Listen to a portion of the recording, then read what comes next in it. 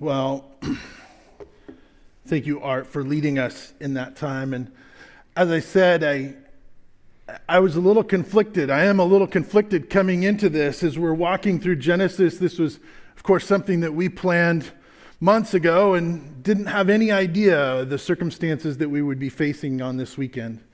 And we're going to find ourselves in Genesis chapter 4. And part of why we're walking through Genesis, again, we get asked a lot of questions about why sometimes, or I ask a lot of questions, why?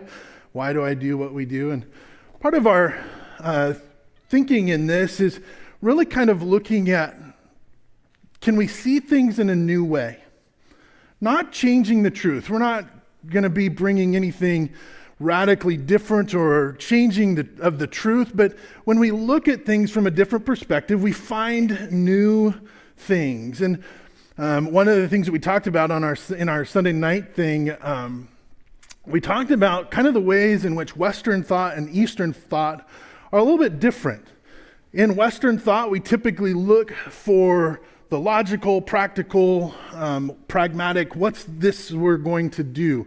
We look at truth as a static thing. I want to dig down and find the basic thing.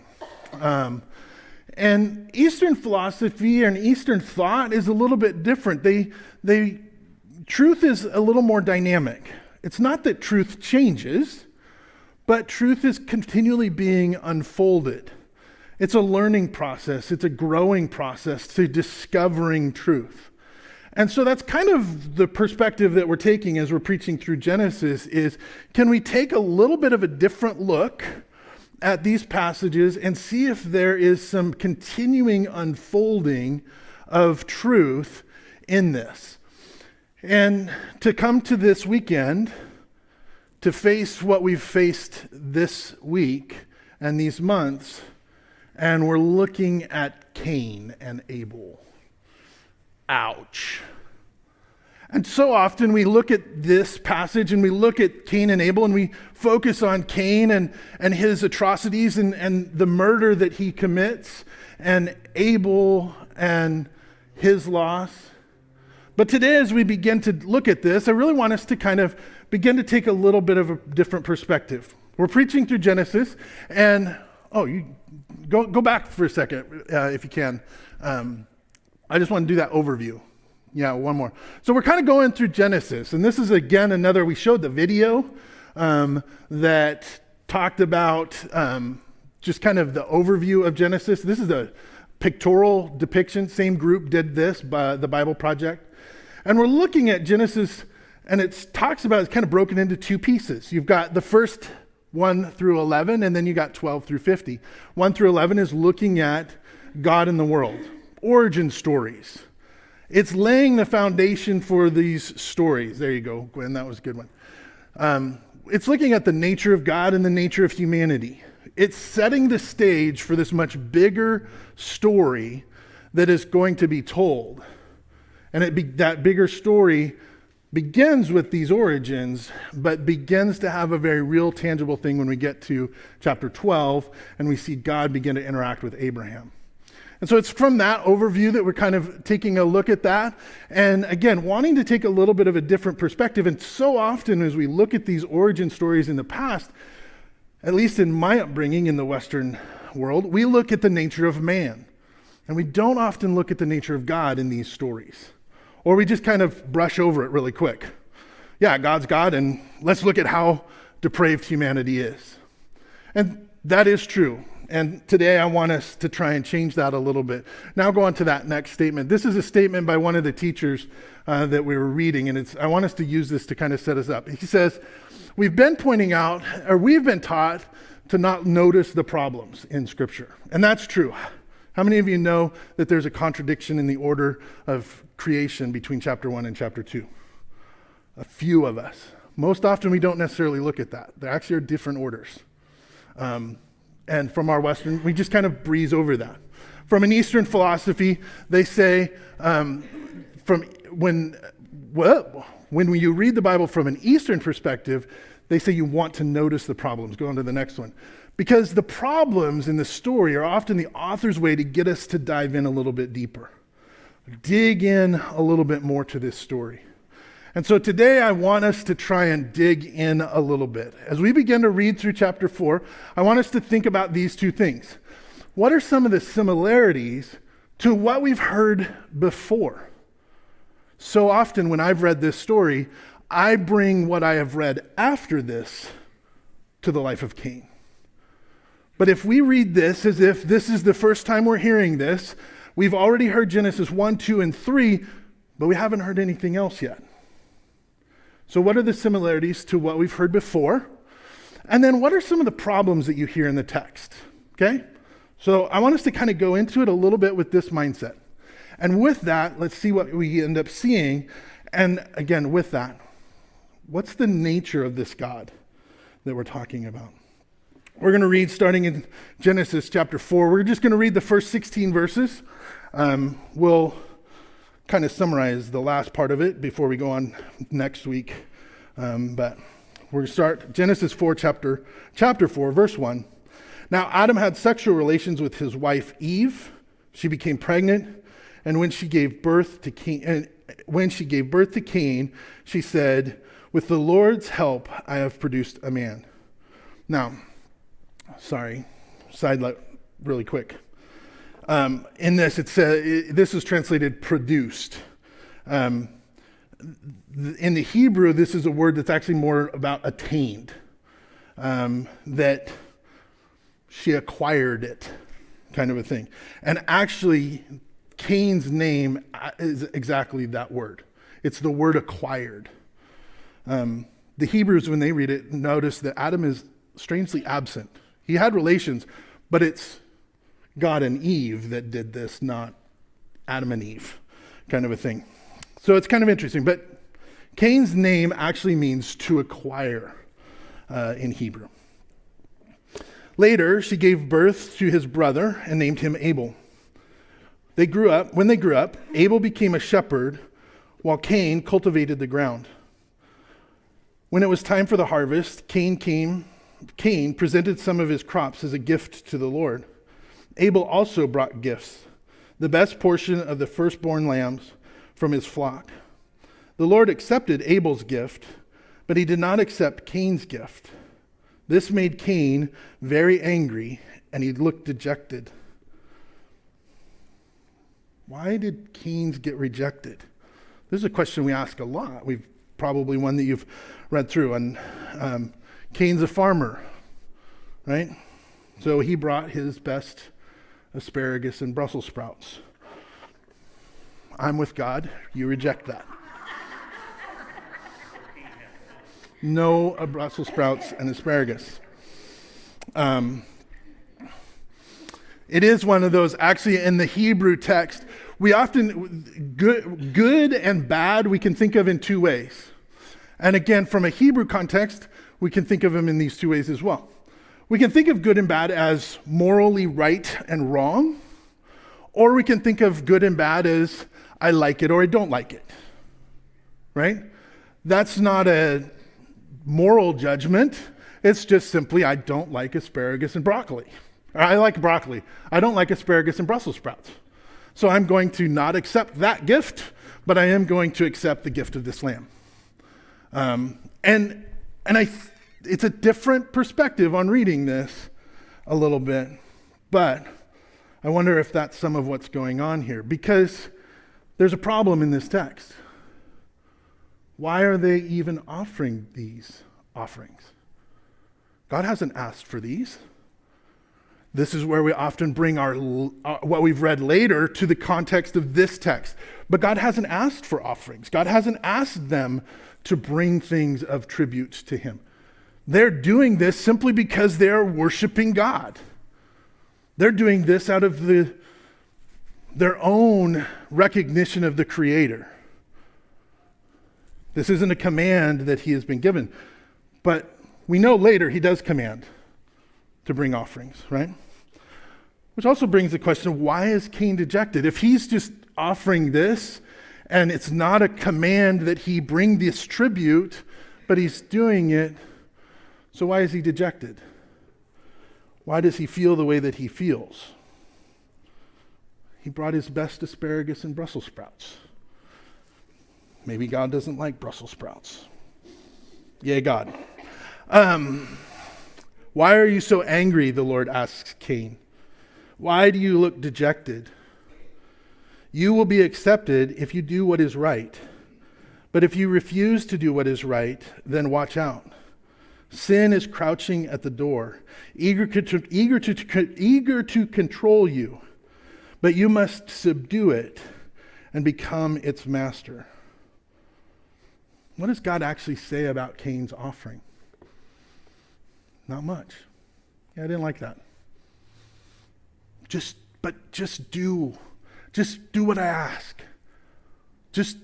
I'm the God that is going to give to you what you need. Just do what I ask. Do what is right. He offers an invitation to Cain. And Cain, then, verse 8, one day, Cain suggests to his brother, let's go into the field. And while they were in the field, Cain attacked his brother Abel and killed him. Afterwards, the Lord asked Cain, where is your brother? Where is Abel? I don't know, Cain responded. Am I my brother's guardian? In Hebrew, this where are you is actually the same where are you that we heard in the previous chapters where God comes to the garden and Adam and Eve are hiding. And he says, where are you? It's a where are you that is not a I don't know what's going on, but it's a one of I put things right here and now they're not here. I left my keys right here by the door and they're not here. Where are my keys? God didn't lose Adam and Eve. God didn't lose where Abel was at. He knew exactly what was going on there. He had said, I put stuff right here. This is the way it's supposed to be, and it's not that way anymore. Where are you? But the Lord said, what have you done? Listen, your brother's blood cries out to me from the ground. Now you are cursed and banished from the ground, which has swallowed your brother's blood. No longer will the ground yield good crops for you, no matter how hard you work for it. From now on, you will be a homeless wanderer on the earth. Sound familiar?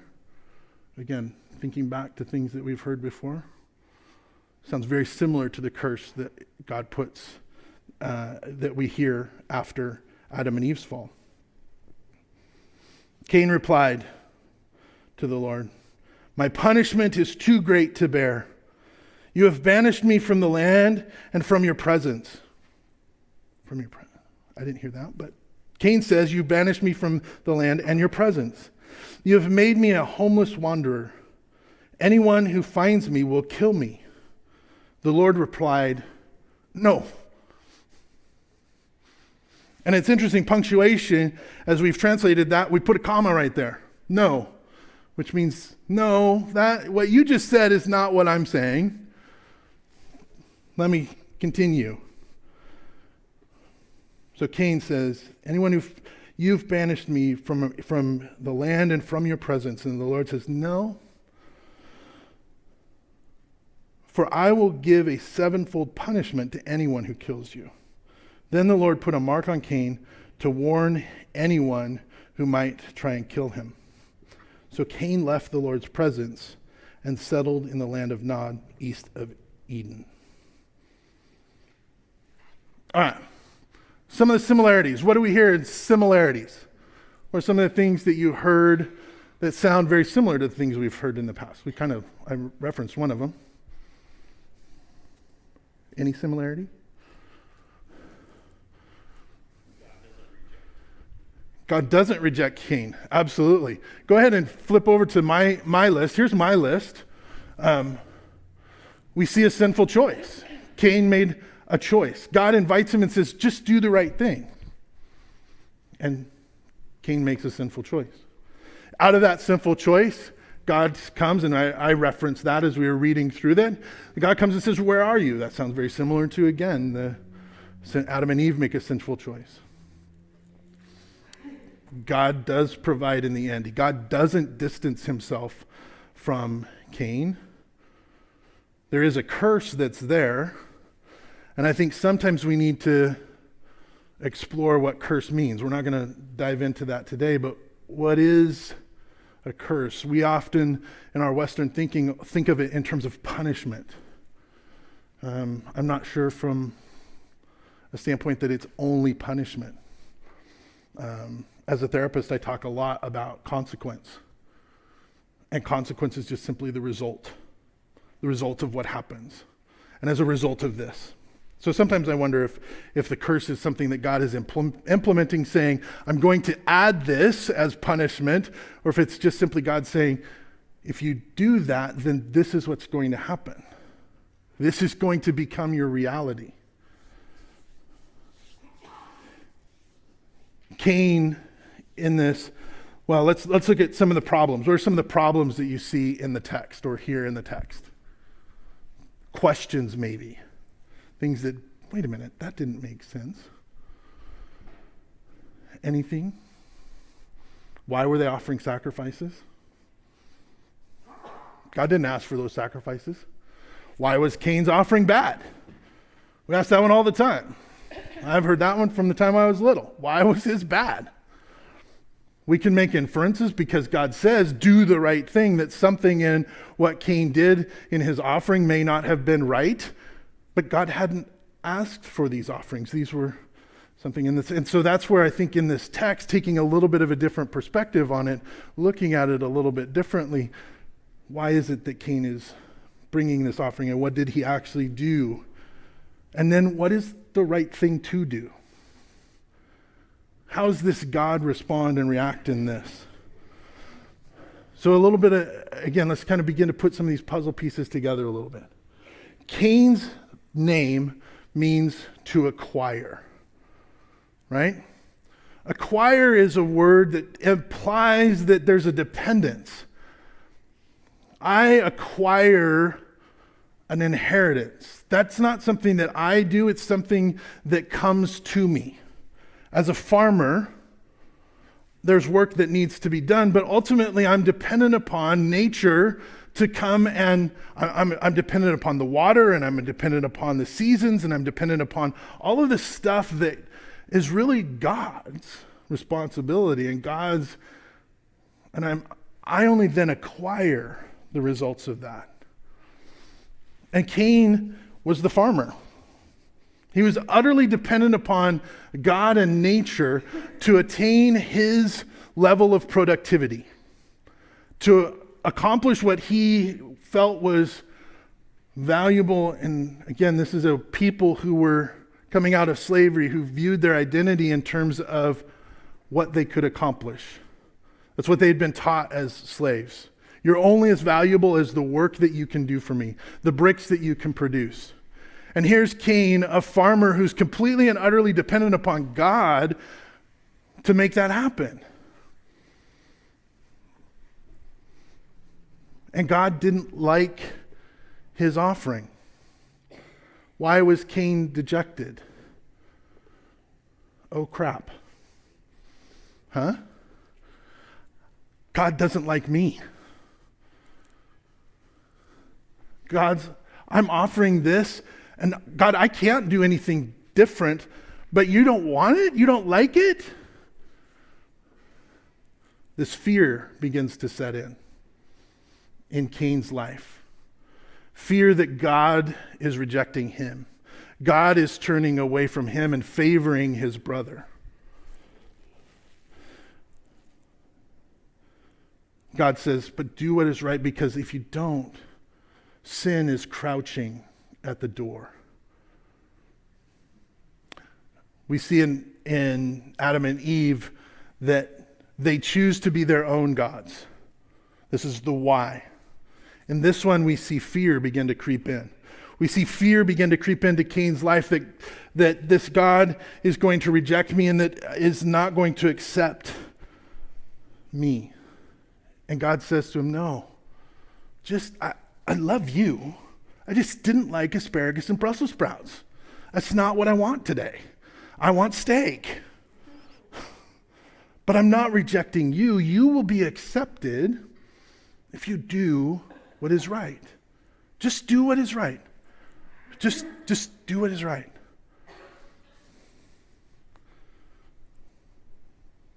Abel doesn't do what is right. Instead, he turns and he goes out, and out of a jealous, fearful rage. Jealousy is a fear, right? Jealousy is it's a fear-based emotion. We're afraid of what that other might do. And out of that fear, he goes and kills Abel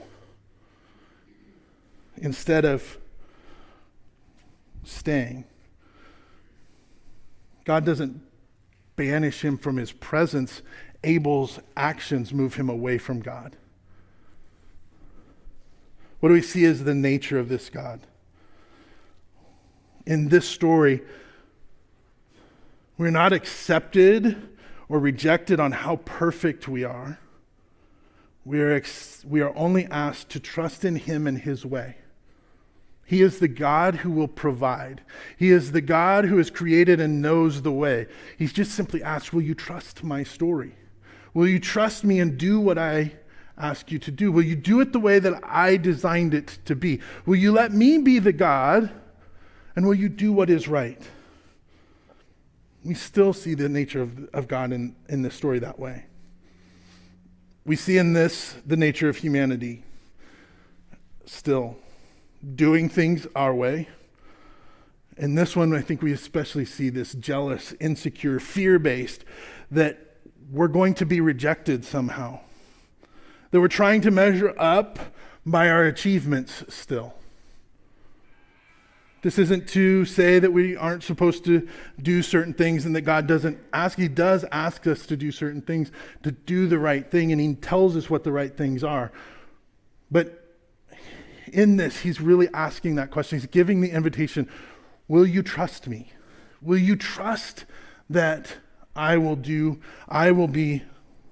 my way is the best way? What is the truth in this? Bottom line, the truth is, whether we read it from this more Eastern standpoint or whether we read it from our Western Greek philosophy standpoint, the truth is simply that sin separates us from God. It's the point of this story. It's the point of the previous story. It's going to be the theme and the point of several of the other stories as well, that sin separates us from God. But one of the things that I almost said as an inquisitor, and if any of you have watched Obi-Wan Kenobi, that completely changed that word now. As a questioner, as an investigator, I love to ask questions, and sin separates us from God, but the question is how? How does sin separate us from God? And I think too often we have thought that sin separates us from God and that God sends us away. But when Adam and Eve sinned, God came to walk with them, and they hid. In this story, when Cain sinned, God says, I'll still protect you. I haven't left you. God in the curses never said you are out of my presence. He simply said, if you choose to go, because you've chosen your own way, it's going to be hard for you now. And I'm still going to protect you. I think too often we forget the nature of our God is one that he hasn't gone. It is our sin. It is us. There's something about what we do in sin that moves us away from God. Those two questions, where are you? God was saying, this is right here. You moved. Where did you go? I think sin moves us away from God in a number of different ways, and we'll continue to explore this. But I think this posture shift, this perspective shift in us we look at sin moves us away from God when we make our own choices, when we choose to be our own God. That's what we look at the message of Adam and Eve. Where's your identity bound up in? Where are you the God, or are you going to let me be the God and do what I ask? I think in this one, we see our shame and our fear move us away from this God who is there and is present and is faithful in the midst of all of it. Our sin moves us away from God, and God is consistently saying, but I'm right here. Will you do what is right? I'm right here. It's the how does sin move us away? It's us moving. And God is calling us back to that. I think that for me is part of what's hard in prepping for this. When we see the beast alive and present in people's actions and behavior. When we see the loss of innocent life,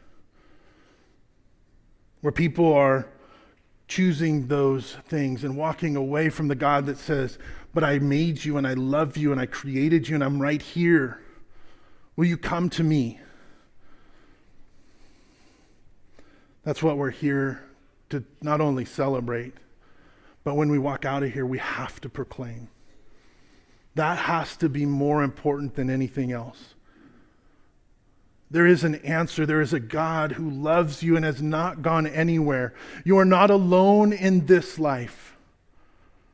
This God is here. This God is present. And our sin separates us, but He is there.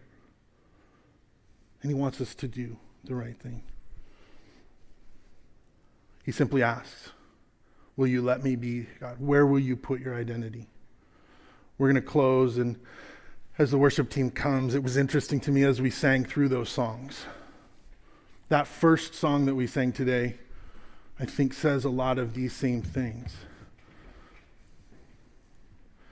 And then we sang about, God, what choice do I need to make? Burn like a fire in me, that a world may know. Because you are faithful. And we close with this song that says, who am I?